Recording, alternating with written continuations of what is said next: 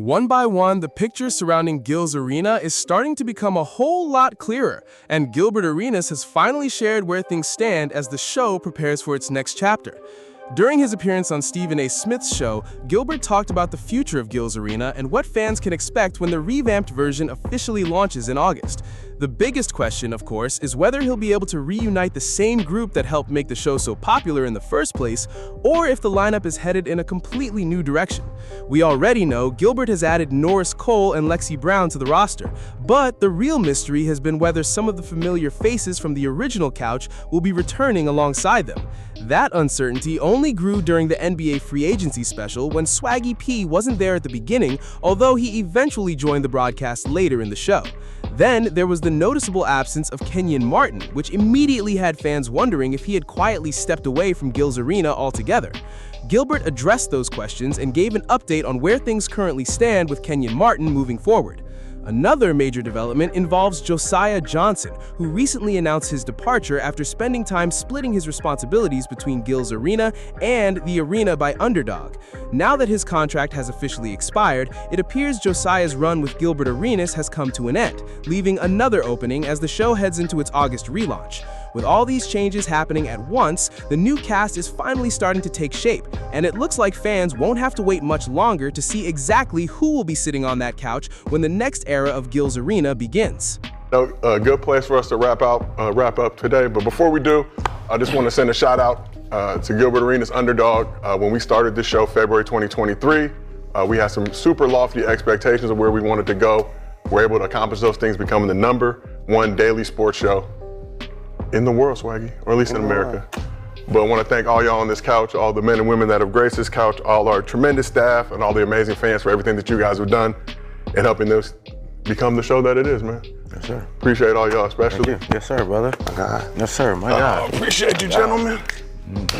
My God. Skip, I'll send you a dap from over that way. Appreciate you as well. Thanks. Shout out to our tremendously talented crew. Shout out to everybody in the chat. This has been another episode of Gil's Arena presented by Underdog. And if I don't see you again on this couch, a good afternoon, good evening, and good night. Hey, Kobe. Got you. Before I let you get on out of here, Gilbert, talk to me about, Gil's Arenas. What's going on, my man? Season 5, my brother, talk to me. Let the audience know what's up. Listen, I had to make a business decision, and I was looking at the landscape. We were doing 4 days a week, thinking we're about to turn to 5, and then, another show got added, which was Gridiron Football Show with Skip, Akeem, and them, and we got bumped to 2 days. When you're trying to make progress, that's like, winning a championship, and then, all the starters get put to the bench, and you're only playing 21 minutes. Right? It didn't make sense to me. And it's like, if we want to build and build, we can't play under, another show on the same channel. So, I had to make a business decision and, move in a different And what was direction. that business? And to enlighten everybody, what is that business decision that you had to make? Moving in a different direction and starting, anyway, let me see. In about 6 days, I will 100% own Gil's Arena's name. Same cast of characters or different crew? Well, the other characters are still under contract until September.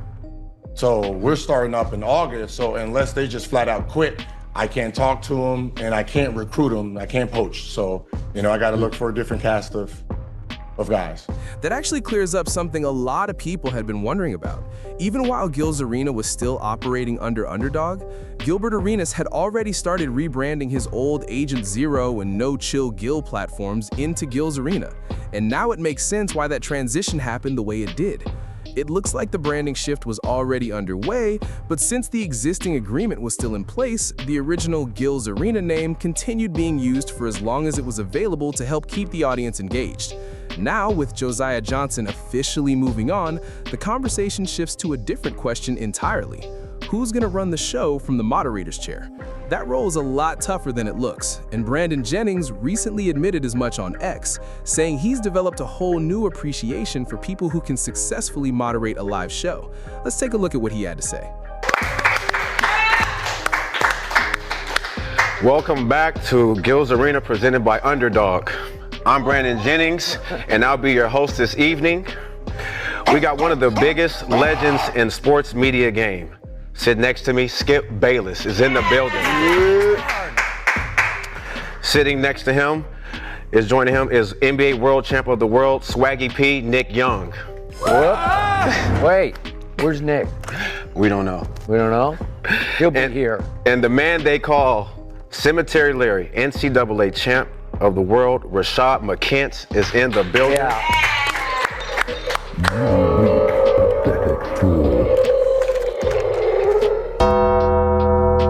God. How you feeling today?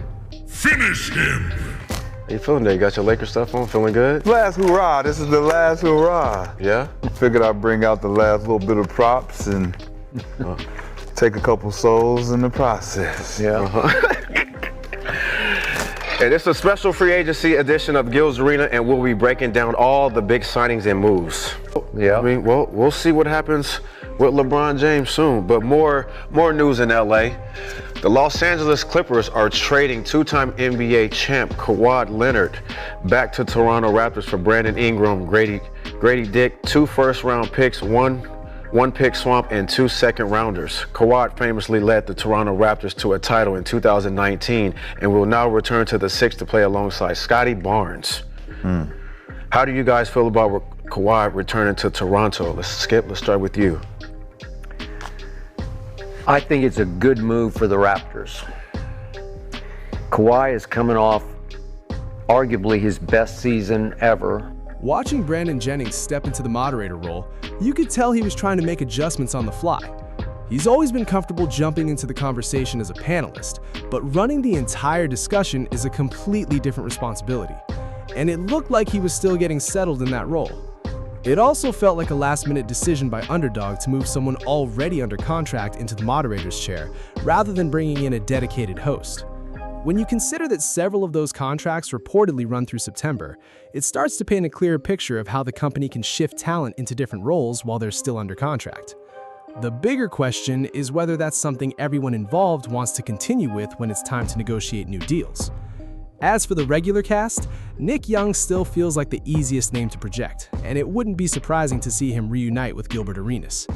Rashad McCants is a little harder to read right now, especially with all the recent speculation surrounding where he ultimately lands, but that situation is still worth watching.